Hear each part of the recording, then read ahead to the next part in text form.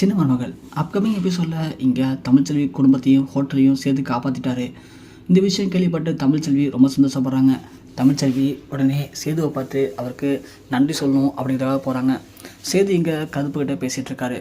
உடனே தமிழ்ச்செல்விகிட்ட போயிட்டு கருப்புக்கிட்ட அண்ணன் அவர்கிட்ட கொஞ்சம் பேசணுண்ணா அப்படின்னு சொல்லவும் தமிழ்ச்செல்வியை பார்த்து சேது இங்கே அப்புறமாமா அவளை இங்கேருந்து ஒழுங்காக போயிட்டு சொல்லுங்கள், இல்லை அப்படின்னா எனக்கு கெட்ட கோபம் வரும் அப்படின்னு சொல்லவும் தமிழ்ச்செல்வி ஒன்று அண்ணன் நான் அவர்கிட்ட எதுவும் பேச விரும்பலை, நான் அவர்கிட்ட நன்றி மட்டும் சொல்லிக்கிறேண்ணே, அவர் என் குடும்பத்தை காப்பாற்றிருக்காரு, அதுக்கு ரொம்ப தேங்க்ஸ் அப்படி அது மட்டும் சொல்லிட்டு நான் போயிடுறேன் அப்படின்னு சொல்லவும் மாப்பிள்ளை தங்கச்சி உடனே போயிட்டுதான்ப்பா அப்படின்னு சொல்லவும் மாமா இங்கே பாரு நான் யார் குடும்பத்தையும் காப்பாற்றணும் நோக்கில் காப்பாற்றலை, நான் அப்பயும் உன்ட்ட சொன்னதான் இப்படி சொல்கிறேன், யாருக்கு எது நடந்தாலும் எனக்கு எந்த கவலையும் இல்லை, ஏன்னா என் குடும்பத்துக்கு என் தெய்வமாக நினைக்கிற எங்கள் அப்பாவை அரெஸ்ட் பண்ண வச்சவாவை அவளை ஒரு காலமும் நான் மன்னிக்க மாட்டேன், அவளே துரோகம் பண்ணிட்டா அப்படிங்கும்போது அந்த குடும்பத்தை மட்டும் நான் எப்படி மன்னிப்பேன், அந்த குடும்பம் எனக்கு எதிரி தான், ஆனால் அதே நேரத்தில் அவங்க ஹோட்டலில் மட்டும் அடிச்சு உருக்கிட்டு போயிருந்தாங்கன்னா விட்டுருப்பேன், அந்த சின்ன பொண்ணு தனத்திட்ட தப்பாக எனக்கு முயற்சி பண்ணானுங்க, அதனால தான் போய் காப்பாற்றினேன், இல்லைனா காப்பாற்றிருக்க மாட்டேன், ஏன்னா எங்கள் அப்பா என்ன அப்படி வளர்க்கல, யாருக்கும் துரோகம் பண்ணக்கூடாது ஒரு பக்கம், இன்னொன்று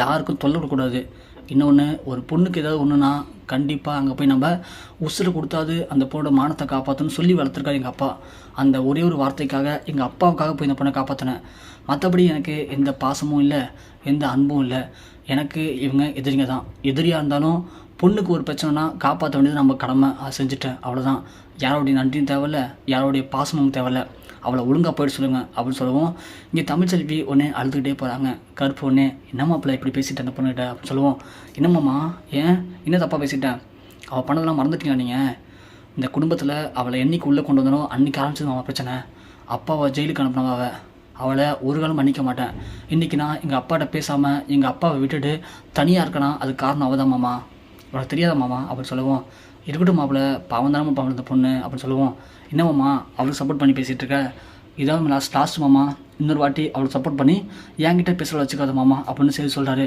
சரி மாப்பிள்ள சரி மாப்பிள்ள பாவம் தங்கச்சி அழுதுகிட்டே போகுது அப்படின்னு சொல்லிட்டு கருப்பு அங்கேருந்து ஓடுறாரு.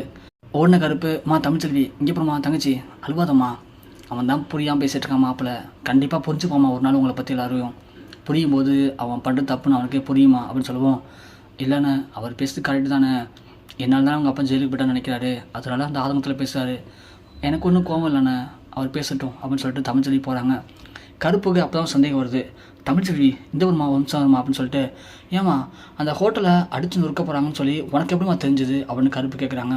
அதுக்கு தமிழ்ச்செல்வி அண்ணா வேணாண்ணே விட்டுருங்கண்ணே, அதெல்லாம் ஏன் கேட்குறீங்க, எனக்கு தக்க நேரத்தில் எங்கள் குடும்பத்தையும் எங்கள் ஹோட்டலையும் காப்பாற்றுறீங்கண்ணே, அதுக்கு நான் முதல்ல உங்களுக்கு தான் நன்றி சொல்லணுண்ணே அப்படின்னு சொல்லிட்டு தமிழ்ச்செல்வி போகிறாங்க. இன்னும் அந்த புள்ள எதையுமே சொல்ல மாட்டேங்குது, எப்படி தமிழ்ச்செல்வி தெரிஞ்சுது அப்படின்னு சொல்லிட்டு இந்த பக்கம் கருப்பு போகிறாரு. அந்த டைமில் பார்த்தா தாமரை ரொம்ப கோபமாக போயிட்டுருக்காங்க, ஃபோனை தூக்கி எறிகிறாங்க, அதை கருப்பு இங்கே பார்த்துறாரு, என்ன இந்த பிள்ளை தாமரை ஃபோன் தூக்கி வச்சுட்டு போகுது அப்படின்னு சொல்லிட்டு திரும்பவும் டக்குன்னு சாவித்திரி ஓடி ஃபோனை தூக்கிட்டு தாமரை இங்கே பாரு அப்படின்னு சொல்லிட்டு போயிட்டே போகிறாங்க. என்னாச்சு ஏன் கோபமாக போகிறாங்க ரெண்டு பேரும் அப்படின்னு சொல்லிட்டு கருப்பு அங்கே போகிறாரு. அங்கே போனால் தாமரை போய் ரூமில் போயிட்டு உட்காந்துட்டு பயங்கர டென்ஷனாக இருக்காங்க. சாவித்திரி ஒன்று இங்கே போய் தாமரை ஏன் இவ்வளோ கோவப்படுற, விடு இனிமேல் வாய்ப்பு கிடைக்காதா, அடுத்த வாய்ப்பு கிடைக்கும்போது கண்டிப்பாக அவளை மொத்தமாக முடிச்சிடலாம் அப்படின்னு சொல்லவும் என்ன சொல்கிறாங்க இவங்க அப்படின்னு சொல்லி கருப்பு ஜன்னல் வழியாக பார்க்குறாரு. தாமரை சொல்கிறாங்க, அம்மா அவளை அன்னைக்கே முடிச்சிருக்கணும்மா, அன்னைக்கு போலீஸுக்கு ஃபோன் பண்ணி சொன்னோம்ல அந்த கல்யாணத்தை நிப்பாட்டத்துக்கு போலீஸுக்கு ஃபோன் பண்ணிக்கக்கூடாது, இவ்வளோ முடிச்சிருக்கணும் அன்றைக்கி, இவள் கதையை முடிச்சிருந்தோன்னா இன்றைக்கி இவ்வளோ பிரச்சனை வந்திருக்காது, அது மட்டும் இல்லாமல் நாம் ஃபோனில் பேசி ரவுடி பசங்களை அந்த ஹோட்டலில் அடிச்சுருக்க அனுப்பிவிட்டோம், ஆனால் அது எப்படிம்மா தமிழ்ச்செல்விக்கு சரியாக தெரிஞ்சது, இவ தான் ஃபோன் அடிச்சது கருப்போட சொல்லி சேதுவை விட்டு காப்பாற்றிருக்கா, இது எப்படி நடந்துச்சு, தமிழ்ச்செல்விக்கு யார் சொன்னா, அப்போ நம்ம கூட்டத்தில் ஏதோ ஒரு கருப்பாடு இருக்கா அப்படின்னு தாமரை கேட்க, என்னடி இப்படி பேசுகிற, நம்மளை யார் சொல்லியிருக்க போகிறா அப்படின்னு சொல்கிறாங்க. அப்புறம் எப்படிமா தெரிஞ்சு தமிழ்ச்செல்விக்கு, தெரிஞ்சாலும் காப்பாற்றிட்டா, எனக்கு இந்த தமிழ்ச்செல்வி இந்த வீட்டில் இருக்க வரைக்கும் நிம்மதியாக இருக்காதுமா, இவளை முதல்ல இந்த வீட்டோட துரத்தணும், இல்லைனா இவள் கதையை முடிக்கணும், எனக்கு தெரிஞ்சு ஹோட்டலில் அடிச்சு நோக்கிறதுக்கு பதில் இவளை அடித்து நொறுக்கணும், அப்போ தான் மனசு நிம்மதியாக இருக்கும் அப்படின்னு இங்கே கருப்பு இருக்கிறது தெரியாமல் தாமரை பயங்கரமாக பேசுகிறாங்க சாவித்திரிட்ட. கருப்பு ரொம்ப சூதானமாக இது எல்லாத்தையும் வீடியோ எடுத்துகிட்ருக்காரு. வீடியோ எடுத்தோடனே கருப்புக்கு புரியுது, அடி பாவி ஒன்றை போய் நல்லவன்னு நினச்சோமே, இந்த வீட்டு சாப்பாடு சாப்பிட்டுட்டு இந்த வீட்டில் இருக்க எல்லாருக்கும் துரோகம் பண்ணியிருக்கேன்னு சொல்லிட்டு கருப்பு உடனே ஃபோன் தூக்கிட்டு ஓட சேர்த்துக்கிட்டேன். மாப்பிள்ளை அப்படின்னு சொல்ல, என்ன மாமா தமிழ்ச்செல்வி பிள்ளை இருக்குல்ல மாமா திரும்ப சொல்கிறேன் அவளை பற்றி பேசாத, ஐயோ மாப்பிள்ளை நான் சொல்கிறது கேளியா அப்படின்னு சொல்கிறாங்க. சேது உடனே என்ன மாமா கேட்கணும், இப்போது அவள் பண்ண துரோகம்லாம் மறந்துட்டேன்னு, ஐயோ மாப்பிள்ளை நான் சொல்கிறது கேளுப்பா இங்கே பாருப்பா அப்படின்னு சொல்லி வீடியோ காட்டுறாரு. வீடியோவில் தாமரை பேசுகிறாங்க. அன்றைக்கி கல்யாணத்தை நிப்பாட்ட போலீஸுக்கு ஃபோன் அடிச்சிடக்கூடாது, அவளை தான் முதல்ல முடிச்சிருக்கணும் அப்படின்னு சொல்லுவோம். சேது அப்படி ஷாக் ஆகிறாரு. என்னம்மா இது அப்படின்னு சொல்ல, முழுசாக கேளுப்பா அப்படிங்கிறாங்க. முழுசாக பார்த்து சேது பயங்கரமாக கொந்தளிக்கிறாரு. மாமா அப்போது இந்த தாமரை தான் இவ்வளோ தப்பு பண்ணிச்சா மாமா அப்படின்னு கேட்க, ஆமாயா தாமரை தான் எல்லாம் பண்ணியிருக்கு, தாமரையும் ஈஸ்வரத்தையும் சேர்ந்து தான் இவ்வளோ பிரச்சனை பண்ணியிருக்காங்க, நாம தான் ஏன் தேவையில்லாமல் தமிழ்ச்செல்வி இப்படி தப்பாக நினச்சிட்ருக்கோம் அப்படின்னு சொல்ல சேது பயங்கரமாக கொந்தளிக்கிறாரு. ஆமாம் ஏஞ்சிரு மாமா, இந்த தமிழ்ச்செல்வி மேலே தப்புன்னு தெரிஞ்சு போச்சு, தாமரை தான் என்ன பண்ணியிருக்கா, அவ்வளோ சும்மா விடக்கூடாது மாமா அப்படின்னு சொல்ல, வேணா சேது இப்போ போய் நீ தாமரைகிட்ட பிரச்சனை பண்ணால் கண்டிப்பாக உங்கள் அப்பா அதுவும் கோச்சிப்பார், நாம் நேராக போய் உங்கள் அப்பாட்ட மட்டும் தான் சொல்லுவோம், சொல்லி அவர் மூலிமா ஒரு முடிவு கட்டிப்போம்னு சொல்லிட்டு நேச்சு போகிறாங்க. போகும்போது தாமரை சேதுவை பார்த்துட்டு, மாமா இங்கே நிமிஷம் நில்லுங்களேன் அப்படின்னு சொல்லிட்டு தாமரை கிட்டக்கு வர, என்ன மாமா ஏதோ உங்களுக்கு அடிப்படிச்சாமே அப்படின்னு சொல்ல சேதுவால் கோவத்தை கண்ட்ரோல் பண்ணிக்க முடியாமல் பலான்னு தாமரைக்கு வர விட்றாங்க. என்ன தாமரை என்ன நடிக்கிறியா நீனு அப்படின்னு சொல்ல சாவித்திரி ஓடி வந்து, என்ன சேது ஏன் இப்போ தாமரை அடித்தா நீனு, என்னாச்சுன்னு தானே கேட்டா, அதுக்கேன்ட்டு அவன் மேலே கோவப்படுற அப்படின்னு சொல்ல, அத்தை அவளை அடிச்சிட்டேன், உங்களை அடிக்க முடியல அவ்வளோதான், உங்களுக்கு மரியாதை அவ்வளோதான் அப்படின்னு சொல்லுவோம். என்ன சேது வாய் ரொம்ப நீளுது அப்படின்னு சொல்கிறாங்க. உடனே அங்கே அப்பா தான் வந்துடுறாங்க.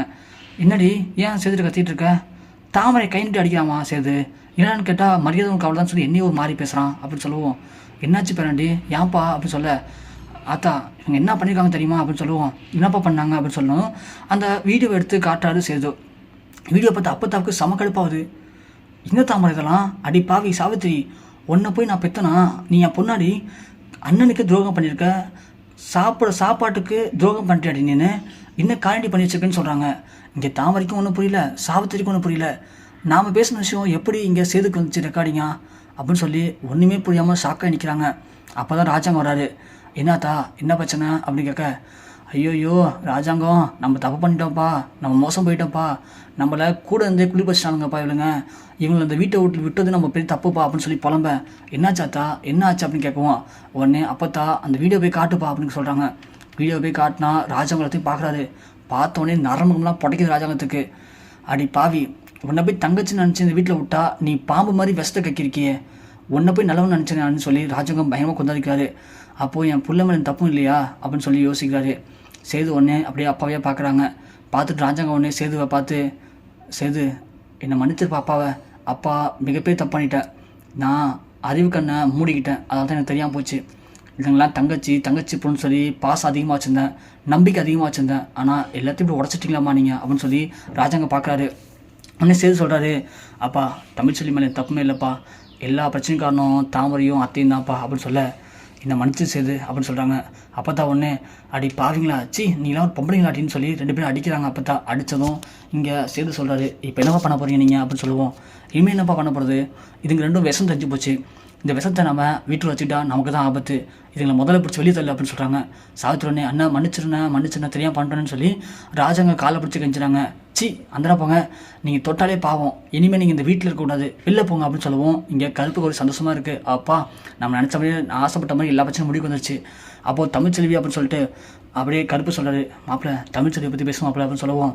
அப்பா தமிழில் போய் வீட்டுக்குள்ளே அடிச்சிட்டப்பா அப்படின்னு சொல்கிறாங்க. ராஜாங்கம் நீடா ஓடி சேர்த்து ஓடுறாரு. ஓடி போய் தமிழ் கையை பிடிச்சி, என்னை மன்னிச்சு தமிழ்ச்செல்வி, நான் ரொம்ப பெரிய தப்பு பண்ணிட்டேன், எங்கள் அப்பா அம்மாவுக்கு அரெஸ்ட் பண்ண வச்சிட்டிங்க அப்படின்னு சொல்லி கடுப்பில் நான் ஏதோ பண்ணிட்டேன், என்னை மன்னிச்சுக்குன்னு சொல்லவும் இங்கே தமிழுக்கு ஒன்றுமே புரியல. என்னங்காச்சு, நான் எங்கே உன்னை மன்னிக்க போகிறேன், எனக்கு எந்த கோவமும் இல்லைங்க அப்படின்னு சொல்லவும் இங்கே அப்போ தான் புரியுது. அப்போ தான் சாவித்திரியும் தாமரையும் பிடிச்சி சொல்லி தள்ளுறாங்க. அதை பார்க்குற ஈஸ்வரிக்கு சந்தோஷம் தாங்கலை. அப்பா தாமரையும் சாவித்திரியும் மாட்டிக்கிட்டாங்களா, இது 2 வீட்டோட வெளியே போட்டு முதல்ல வீட்டோட வெளியே போயிடுச்சுன்னா அவ்வளோதான், ரொம்ப சந்தோஷமாக இருக்கும் எனக்கு அப்படின்னு நினைக்கிறாங்க. அதுக்கப்புறம் தமிழ்ச்செல்வியை ஏதாவது பிரச்சனை பண்ணி அவளை வீட்டோட துரத்திட்டோன்னா அப்படின்னு சொத்து முழுவதும் நம்ம ஆட்டையை போட்டுலாம்னு சொல்லி ஈஸ்வரி பக்கம் சந்தோஷமாக இருக்காங்க. இங்கே ராஜாங்கம் இல்லைன்னு வெளியே போய் சொல்கிறாரு. சாவித்திரி வெளியே போக மாட்டேன்னு சொல்லி அழுதுலேயே நிற்கிறாங்க. என்னை மன்னிச்சிருன்னு, தப்பு பண்ணிட்டோம், தெரியாமல் பண்ணிட்டோன்னே, உங்களை விட்டால் எனக்கு யாருன்னு இருக்கான்னு சொல்லி அழுகுறாங்க. உடனே ராஜாங்க சொல்கிறாரு, அப்படியா நீ வீடு வெளியே போக மாட்டே அப்படின்னா நீ பண்ண பாவத்துக்கும் நீ பண்ண தப்புக்கும் இந்த வீட்டில் அதே கார் செட்டில் நீ உன் பொண்ணு இருந்து இந்த வீட்டுக்கு தேவையான எல்லா வேலையும் செஞ்சு கொடுங்க, அப்போ தான் உங்களாம் புத்தி வரும்னு சொல்கிறாரு. அதை கேட்ட தாமரைக்கு சாவித்திரிக்கும் ஒன்றுமே பேச முடியல. தமிழ்ச்செல்வி ரொம்ப கெத்தாக சேது கையை பிடிச்சிக்கிட்டே வீட்டுக்குள்ளே போகிறாங்க. இங்கே தாமரை யோசிக்கிறாங்க, நான் போட்ட திட்டத்தால் இப்போ தாமரை எல்லாத்துக்கும் பழிப்பாவத்தை ஏற்றுக்கிட்டு நாம் வெளியே வந்துட்டோம். ஆனால் தமிழ்ச்செல்வி வீட்டுக்குள்ளே போயிட்டாலே என்னடா பண்ணுறதுன்னு சொல்லி தாமரை ரொம்ப ஃபீல் பண்ணி யோசிச்சுட்டு அந்த காட்சியில் போய் உட்காராங்க. ஒரு வழியாக தமிழ்ச்செல்வியை இப்போ சேர்த்து புரிஞ்சுக்கிட்டாரு. ஆனால் அதே மாதிரி இப்போது ஈஸ்வரி பண்ணக்கூடிய சதித்திட்டத்தையும் கண்டிப்பாக தமிழ்ச்செல்வி புரிஞ்சுக்கிட்டு சேதுவும் தமிழ்ச்செல்வியும் எல்லாத்தையும் முறியடிப்பாங்களா, என்ன நடக்க போகுது அப்படிங்கிறத கண்டிப்பாக பொறுத்து வந்து பார்க்கலாம்.